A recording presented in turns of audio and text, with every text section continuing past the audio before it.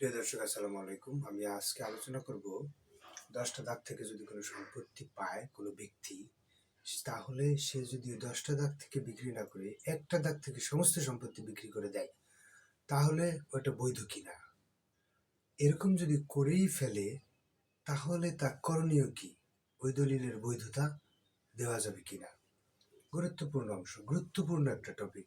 গতকালকে আমার কাছে এক ভাই আসছে, সেই আদলই আমার এই ভিডিওটা করা, যাতে সবাই জানুক। অ্যাকচুয়ালি যখন কোনো ব্যক্তি আমার কাছে কোনো একটা দলিল করার জন্য কোনো কাগজপাতি দেয়, তখন সেটা আমার কাছে হয়ে যায় একটা আমানত এবং দায়িত্ব।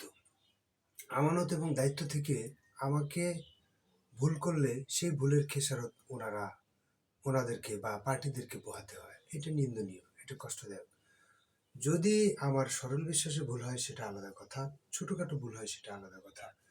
দেখুন, আমার কাছে আসছে ভাই যে 73% সম্পত্তি ওনার মা, 73% সম্পত্তি পাবে 19টা দাগ থেকে। 19টা দাগ থেকে 73% সম্পত্তি পাবে। তো দলিল লেখকের কাছে গেছে, যাই হোক, উনি উনি দলিলে সুন্দরভাবে লিখে দিছে একটা দাগ থেকে একজনকে দিছে 45%, আবার ওই একই দাগ থেকে দিছে একজনকে, আবার দিছে 14, আবার দিছে 14, 28%, মোট 73% সম্পত্তি। তাহলে উনি একটা দাগ থেকে সম্পত্তি পাবে হলো মোট 7%। সেখান থেকে 7 বা একটু বেশি, সেখান থেকে উনি 73% সম্পত্তি দিয়ে দিছে, সম্পূর্ণ অবৈধ, এটার কোনো ভ্যালিড নেই। এখন উনি দিয়ে মারা গেছে, যেহেতু অন্যান্য ওয়ারিশরা অন্যান্য দাগগুলো যে আছে ওই দাগে কিন্তু সবাই ওয়ারিশ হয়ে গেছে এখন, কারণ উনি চলে গেছে, সবাই ওয়ারিশ হয়ে গেছে। এই যে যে দলিলটা, এখানে দলিল টিকে মোট 7, এই 7 যদি টিকে, তাহলে এইখানে যে 14 আছে এটাও কিন্তু টিকে না। তাহলে না টিকলে তাদের করণীয় কি? তার যদি কোনো ব্যক্তি মূল্যের বিনিময়ে সৎ বিশ্বাসে কোনো সম্পত্তি ক্রয় করে, তাহলে তার এই ক্রয়ও বিফলে যাবে না। এটা আইনে বলা আছে যে সে তো আর জানতো না, তবে তার জানার দায়িত্ব ছিল, তার জানার অধিকার ছিল, তার এটা কর্তব্য ছিল যে যদি আপনি কোনো প্রপার্টি কিনতে যান, কোনো একটা সম্পত্তি কিনতে যান, কাঁচামালের দোকানে গেলে ঠিকই তো ভালো বেগুনটা নেন, পোকা আছে কিনা, ভালো পিএইচটা বাইছে নেন, বড়টা সুন্দরটা নেন। তা আপনি জমি কিনতে গেলে কেন এই কোথাও গর্ত আছে কিনা, কোথাও কাগজে ত্রুটি আছে কিনা, এটা কেন যাচাই করবেন না? এটা দায়িত্ব কি আর একজনের? আপনাকে আর একজনকে খুঁটে খুঁটে যাচাই করে দেবে?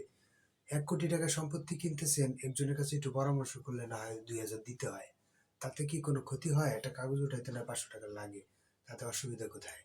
আপনারা একটা জমি কেনার সময় খুব তাড়াহুড়া করেন যে আমার দ্রুত কিনতে হবে, কাগজ দেখার সময় নেই। আপনি একটু বুঝেন, যে বুঝে তার কাছে যান, তাহলে কিন্তু আপনার এই পরবর্তী প্রজন্ম অথবা আপনি ভুক্তভোগী হবেন না। যাই হোক, এইটার ভ্যালিডিটি দেওয়ার জন্য আপনাকে যা করতে হবে, যে যদি কোনো ওয়ারিশরা কোনো দাবি দেওয়া না করে, কোনো প্রবলেম না করে, উনি যদি দখলে থাকে, তাহলে আপনারা যেটা করতে পারেন, দলিল সংশোধন করা যেতে পারে। যদি ওয়ারিশরা চায় যে এই দলিলটা দাগগুলো অন্তর্ভুক্ত করে দেবে, জাস্ট এটা দলিল সংশোধন করে দিলেই হয়ে যাবে। অন্যান্য ওয়ারিশরা সই করে দলিল সংশোধন করে দেবে, এটা একটা পন্থা। 2টা পন্থা, যেহেতু এটাও ওয়ারিশের মধ্যে বাহিরে যায় নাই, সেহেতু একটা বাটোয়ারা করে দলিলটা বৈধ করা যেতে পারে।